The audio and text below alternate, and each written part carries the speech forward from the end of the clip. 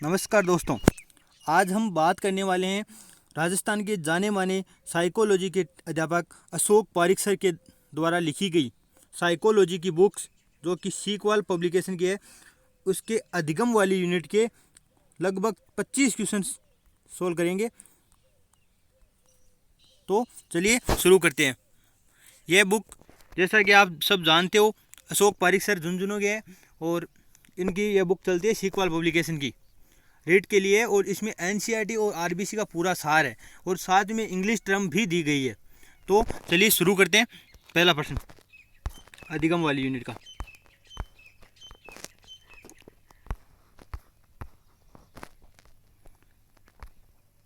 पहला प्रश्न है, शिक्षा के क्षेत्र में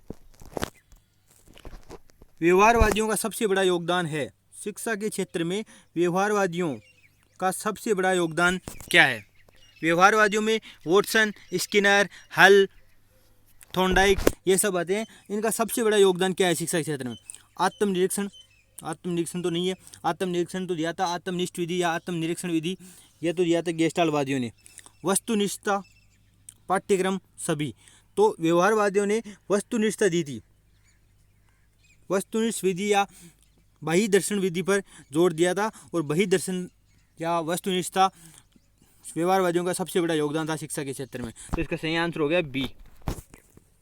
दूसरा प्रश्न है, कौन सा युग्म सीखने में पुनर्बलन को महत्वपूर्ण नहीं मानता?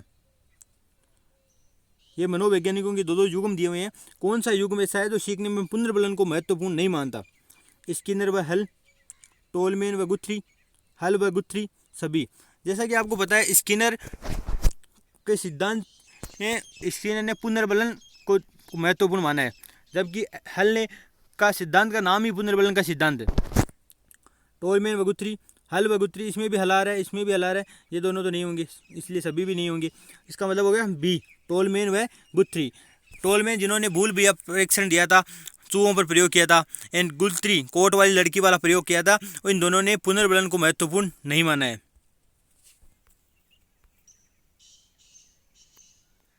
बीएफ स्किनर के अनुसार, नेक्स्ट प्रश्न है, बीएफ स्किनर के अनुसार बच्चों में भाषा का विकास परिणाम होता है व्याकरण में प्रशिक्षण का, अनुकरण व पुनर्बलन का, अंतर्निहित योग्यताओं का, परिपक्वता का। तो इसका सही आंसर है स्किनर के अनुसार बच्चों में भाषा का विकास अनुकरण व पुनर्बलन से होता है। अनुकरण व पुनर्बलन का परिणाम होता है भाषा का विकास। जैसा कि आपको बता दूं, ये सभी प्रश्न है जो किसी ना किसी परीक्षा में आए हुए हैं, जैसे अनुकरण व पुनर्बलन वाला भी परीक्षा में आया हुआ है। नेक्स्ट प्रश्न है, 4 नंबर क्वेश्चन है, शिक्षण अधिगम की सूचना प्रक्रिया या सूचना प्रक्रमण इंफॉर्मेशन प्रोसेस जिस अधिगम सिद्धांत से संबंधित है वह है व्यवहारवाद के सिद्धांत से, संज्ञानात्मक सिद्धांत से, साहचर्यवाद, गेस्टाल्टवाद। तो जो सूचना प्रक्रिया है, सूचना प्रक्रमण का मतलब होता है कि जिसमें दिमाग काम करता है, दिमाग एक कंप्यूटर की तरह सूचना तथ्यों का संग्रह करता है, सूचना का प्रक्रमण करता है। तो ऐसा सिद्धांत देने वाले संज्ञानात्मक सिद्धांत से संबंधित है। ये सिद्धांत है संज्ञानात्मक सिद्धांत से। नेक्स्ट प्रश्न है, प्रयास व त्रुटि किस नियम पर आधारित है? आंशिक क्रिया, बहुअनुक्रिया, मनोवर्ती, साहचर्य परिवर्तन। इसका सही आंसर है बी। इसका सही आंसर बी क्यों माना है? इसमें है देखो, आंशिक क्रिया, मनोवर्ती, साहचर्य परिवर्तन ये सभी गौण नियम में आते हैं, लेकिन बहुअनुक्रिया का मतलब हो गया बार बार अनुक्रिया, तो इसका मतलब हो गया अभ्यास, और अभ्यास, प्रयास व त्रुटि अभ्यास के नियम पर आधारित है। नेक्स्ट प्रश्न है, ये सीटेट में आया था एक बार, ए, बे और से 3 शिक्षार्थी अंग्रेजी पढ़ते हैं जिनके अलग अलग लक्ष्य हैं। ए क्या है? ए पढ़ता है किस लिए पढ़ता है कि विषय रोचक है, वो भावी जीवन में काम आएगा, मतलब भावी जीवन के लिए पढ़ता है। विषय रोचक है, भावी जीवन में काम आएगा इसलिए पढ़ता है। वह कक्षा में 75 स्थान प्राप्त करने के लिए पढ़ता है। वह सह परीक्षा उत्तीर्ण होने वाले ग्रेड प्राप्त होते हैं, मतलब पासिंग मार्क्स आ जाए इसके लिए पढ़ता है। तो निष्पादन अपेक्षा और निपुणता का सही क्रम बताइए। मतलब इसमें निष्पादन किसका है, निष्पादन की अपेक्षा किसकी है, निपुणता किसकी है। तो आप अगर बात करेंगे निष्पादन की, तो कक्षा में पहला स्थान प्राप्त करना यह निष्पादन है, उपलब्धि है। और निष्पादन की अपेक्षा कर रहा है, अपेक्षा कौन कर रहा है? अपेक्षा सह कर रहा है, यह कह रहा है कि परीक्षा उत्तीर्ण होने वाले ग्रेड प्राप्त हो जाए, मतलब परीक्षा पास हो जाए, मतलब निष्पादन की अपेक्षा कर रहा है। और निपुणता किसमें? विषय रोचक व भावी जीवन में काम आने वाली, यह है निपुणता। इसका मतलब सही आंसर हो गया ब, स और ए। ब, स और ए। नेक्स्ट प्रश्न है, अंतर्दृष्टि सिद्धांत परिणाम है पुनर्बलन का, उद्दीपन अनुक्रिया का, समग्राकृति प्रत्यक्षीकरण का, उद्दीपन सामान्यीकरण का। पुनर्बलन का तो नहीं है, पुनर्बलन का तो स्किनर वाला है। उद्दीपन अनुक्रिया भी नहीं है, ये थॉर्नडाइक वाला है। और समग्राकृति प्रत्यक्षीकरण का, गेस्टाल्ट का मतलब भी समग्राकृति होता है, और जो गेस्टाल्टवादी सिद्धांत है उसी को अंतर्दृष्टि अधिगम सिद्धांत कहते हैं। और अंतर्दृष्टि अधिगम समग्राकृति प्रत्यक्षीकरण का परिणाम है। तो इसका सही आंसर हो गया सी। नेक्स्ट प्रश्न है, क्रिया प्रस्तुत मुख्यतः बल देता है। क्रिया प्रस्तुत मुख्यतः बल देता है शिक्षा पर, वातावरण पर, पुनर्बलन पर, अधिगम सामग्री पर। जो क्रिया प्रस्तुत सिद्धांत है या ऑपरेंट थ्योरी जिसे कहते हैं, यह दिया गया था बीएफ स्किनर के द्वारा, और यह पुनर्बलन पर बल देता है। सबसे ज़्यादा किस पर बल देता है? पुनर्बलन पर। पुनर्बलन या परबलन का सिद्धांत किसने दिया? ऐसा आ जाए तो आपको कदारक एंड हल करना है, और अगर ऐसे आ जाए क्रिया प्रस्तुत सिद्धांत किस पर बल देता है, तो क्रिया प्रस्तुत स्किनर का सिद्धांत पुनर्बलन पर बल देता है।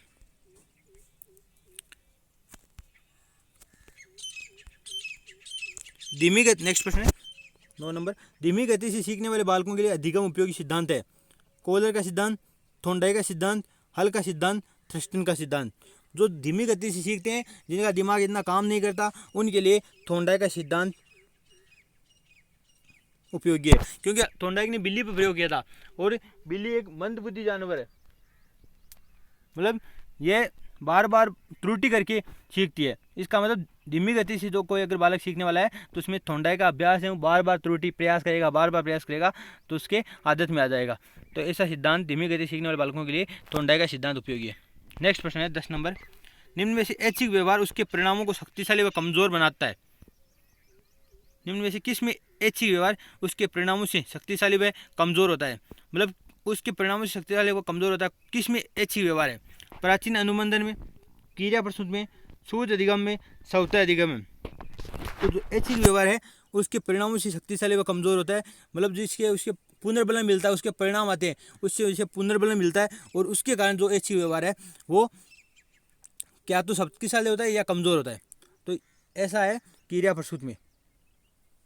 क्रिया प्रस्तुत सिद्धांत ऐच्छिक क्रियाओं के सिद्धांत पर आधारित है, जबकि पावलोव का प्राचीन अनुबंधन सिद्धांत है वो अनैच्छिक क्रियाओं पर होता है। जिसे कुत्ता का लार टपकाना अनैच्छिक क्रिया है, एक भोजन को देकर मुंह मिला रहा, यह भी अनैच्छिक क्रिया है। अब कांटों पर पैर पड़ने पर पाँव का उठाना, यह भी अनैच्छिक क्रिया है। जबकि स्किनर वाले सिद्धांत में पहले कार्य करना पड़ता है। अगर ऐच्छिक क्रिया है, अगर चाहे तो कार्य करे, चाहे तो ना करे, और अगर कार्य करेगा तभी भोजन मिलेगा। इसका मतलब हो गया कि एक अनैच्छिक क्रिया है, ये ऐच्छिक क्रिया, ऐच्छिक क्रिया है, और ऐच्छिक क्रिया के कारण ही उसके जो ऐच्छिक क्रिया के परिणाम आते हैं, उसके द्वारा ही व्यवहार शक्तिशाली होता है और कमजोर होता है। नेक्स्ट प्रश्न है, सीखने का करना कौन से पक्ष से संबंधित है? सीखने का करना कौन से पक्ष से संबंधित है? सीखने का गतिक क्षेत्र, मनोवैज्ञानिक क्षेत्र, संज्ञानात्मक क्षेत्र, भावात्मक क्षेत्र। तो जो सीखने का करना है वो क्रियात्मक पक्ष से या मनोगतिक या गतिक पक्ष से संबंधित है। इसे मनोगतिक भी बोलते हैं, साइकोमोटर भी बोलते हैं, मोटर भी बोलते हैं। तो गतिक क्षेत्र से संबंधित है सीखने का करना पक्ष, क्रियात्मक क्षेत्र से संबंधित है। अनुबंध की प्रक्रिया में प्रथम सोपान है आवृत्ति, सामान्यीकरण, उत्तेजना और विभेदन। तो अनुबंधन की प्रक्रिया में प्रथम सोपान होता है उत्तेजना का।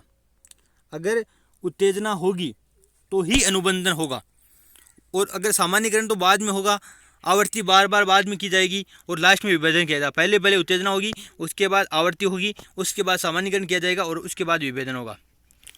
नेक्स्ट प्रश्न है 13 नंबर, प्रयास व त्रुटि सर्वाधिक उपयोगी है हिंदी में, गणित में, इतिहास में, अंग्रेजी में। तो प्रयास व त्रुटि है, बार बार त्रुटि करना, प्रयास करना, त्रुटि करना, प्रयास करना, ये सब गणित में उपयोगी है। तो इसका सही आंसर हो गया बी, गणित में। नेक्स्ट प्रश्न है, अंतर्दृष्टि कैसी होती है? धीरे धीरे, आकस्मिक, अनिश्चित, निश्चित। अंतर्दृष्टि सिद्धांत देने वाले थे वर्दिमर, कोहलर, कोपका, तो गेस्टाल्टवादी कहलाते हैं।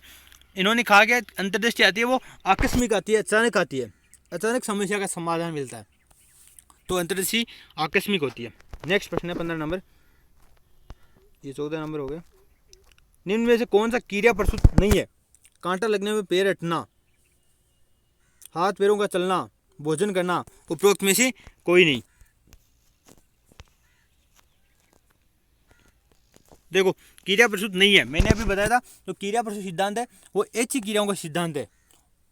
तो हाथ पैरों का चलना ये सब ऐच्छिक क्रिया है, भोजन करना ये भी ऐच्छिक क्रिया है, उपरोक्त में कोई, कांटा लगने में पैर हटना ये अनैच्छिक क्रिया है, हम चाहते नहीं है फिर भी पैर हटाते हैं कांटा लगने पर, तो ये ऐच्छिक क्रिया है और ये प्राचीन अनुबंध से संबंधित है। सही, इसका सही आंसर हो गया ए नंबर, ये प्राचीन अनुबंधन से क्रिया प्रसूत का नहीं है।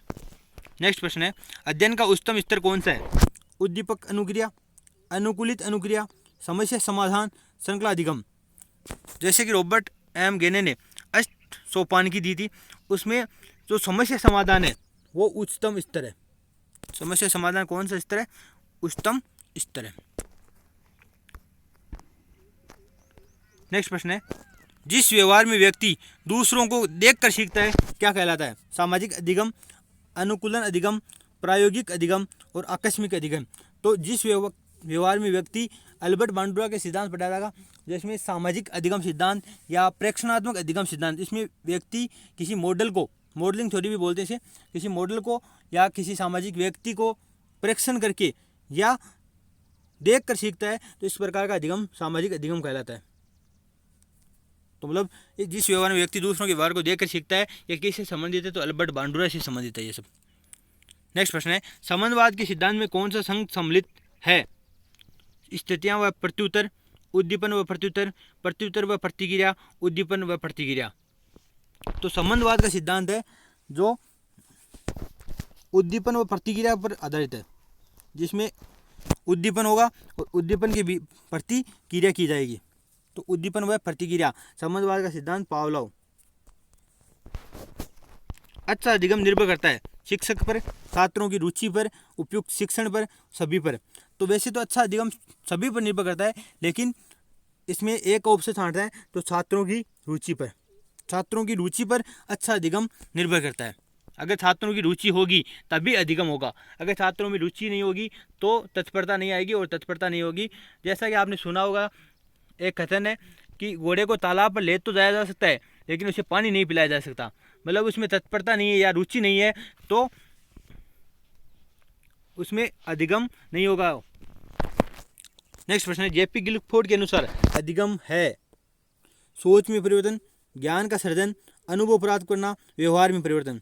जेपी गिलफोर्ड के अनुसार अधिगम की परिभाषा दी थी जेपी गिलफोर्ड ने कि व्यवहार के कारण व्यवहार में परिवर्तन ही अधिगम है। तो इसका सही आंसर हो गया व्यवहार में परिवर्तन। व्यवहार में परिवर्तन और व्यवहार के कारण व्यवहार में परिवर्तन या व्यवहार के कारण व्यवहार की अनुक्रिया अधिगम कहलाती है। ये जेपी गिलफोर्ड की परिभाषा है। निम्न में से कौन सा कारक थोंडाई के अधिगम से सम्मिलित है? नेक्स्ट प्रश्न है निम्न में से कौन सा कारक ऐसा है जो थोंडाई के अधिगम से सम्मिलित नहीं है? नहीं है मतलब ये देखना नहीं है। तत्परता, अभ्यास, प्रभाव और गुणवत्ता। तो इसमें सी नहीं है। तीन मुख्य नियम दिए थे, तत्परता, अभ्यास और प्रभाव का नियम, ये तीनों मुख्य नियम है, थोंडाई के अधिगम से सम्मिलित है लेकिन गुणवत्ता नहीं है। नेक्स्ट प्रश्न है थोंडाई के गौण नियम में कौन सा सम्मिलित नहीं है? बहुअनुक्रिया का नियम, आंशिक क्रिया का नाम, प्रभाव का नियम, मनोवर्ती का नियम। तो सी है प्रभाव का नियम। ये थोंडाई के गौण नियमों में कौन सा सम्मिलित नहीं है? तो थोंडाई के गौण नियमों में प्रभाव का नियम सम्मिलित नहीं है, ये मुख्य नियम में सम्मिलित है। गौण नियम में बहुअनुक्रिया नियम, आंशिक क्रिया का नियम, मनोवर्ती का नियम, साहचर्य का नियम, ये सब सम्मिलित है। नेक्स्ट प्रश्न है प्रत्येक अधिगमकर्ता एक समान रास्ते का अनुसरण करता है, कहा जाता है रेखीय अभिकर्मित अनुदेशन, साक्ष्य अभिकर्मित अनुदेशन, रेखीय व साक्ष्य अवरोही अभिकर्मित अनुदेशन। तो जो जिसमें प्रत्येक अधिगमकर्ता एक समान रास्ते का अनुसरण करता है वो रेखीय अभिकर्मित अनुदेशन कहलाता है, जो बीएफ स्किनर के द्वारा 1954 में दिया गया था। सही विकल्प है 24 नंबर में सही विकल्प यूएस प्लस सीएस। ये प्राचीन अनुबंधन पावलोव के सिद्धांत से संबंधित है। US plus CS unconditional stimulus plus conditional stimulus बराबर कंडीशनल रिस्पॉन्स, ये एक इक्वेशन दी हुई है। इसका सही आंसर है डी, जिसमें क्या लिखा हुआ है US unconditional stimulus plus CS conditional stimulus बराबर यूआर। इसका मतलब हो गया मतलब भोजन के बाद unconditional stimulus US plus conditional stimulus बराबर UR।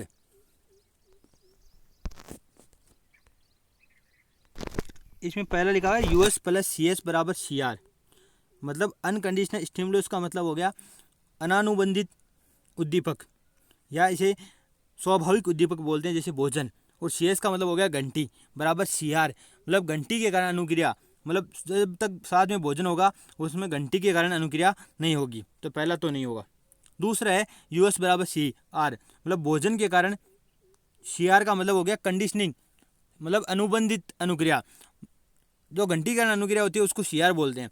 इसका मतलब US बराबर CR भी नहीं होगा, CS बराबर UR भी नहीं होगा। और D है वो है US प्लस CS बराबर UR। वैसे अगर इसको लिखना चाहिए तो CS प्लस US बराबर UR होता है, लेकिन इसमें लिखा हुआ US, मतलब भोजन प्लस घंटी देने पर भोजन के कारण अनुक्रिया होगी, घंटी के कारण नहीं। इसका मतलब यह हो गया। और वैसे देखें तो CS पहले आना चाहिए। नेक्स्ट प्रश्न है, पावलोव अनुबंधन की सर्वाधिक प्रभावी विधि है। समकालिक अनुबंधन, विलंबित अनुबंधन, चिन्ह अनुबंधन और पृष्ठोन्मुखी अनुबंधन। मतलब पावलोव ने अनुबंधन की 4 विधियां दी थी। समकालिक अनुबंधन दिया था, विलंबित अनुबंधन दिया था, चिन्ह अनुबंधन दिया था, पृष्ठोन्मुखी अनुबंधन दिया था। तो इसमें से सबसे प्रभावशाली विधि कौन सी है? विलंबित अनुबंधन। इसमें मतलब 2 से 5 सेकंड के बीच का समय दिया जाता है घंटी और भोजन के बीच, और इस प्रकार के अनुबंधन को विलंबित अनुबंधन कहते हैं। ये हो गया आज के 25 क्वेश्चन जिसके बारे में हमने चर्चा की है, और बहुत ही इम्पोर्टेंट क्वेश्चन है। जैसा कि आप जानते हैं अशोक पारिक सर को, मतलब ऐसे ऐसे क्वेश्चनों की सीरीज अपनी बुक में डाली है जो शानदार शानदार क्वेश्चन और बार बार परीक्षा में पूछे जाते हैं। तो ध्यान रखना, 25 क्वेश्चन आज किए हैं और लगभग 100 या 150 क्वेश्चन है दिगम के जो इस बुक में डाले हुए हैं। तो इन सब की हम चर्चा करने वाले हैं नेक्स्ट आने वाले वीडियो में। धन्यवाद, आज के लिए इतना ही।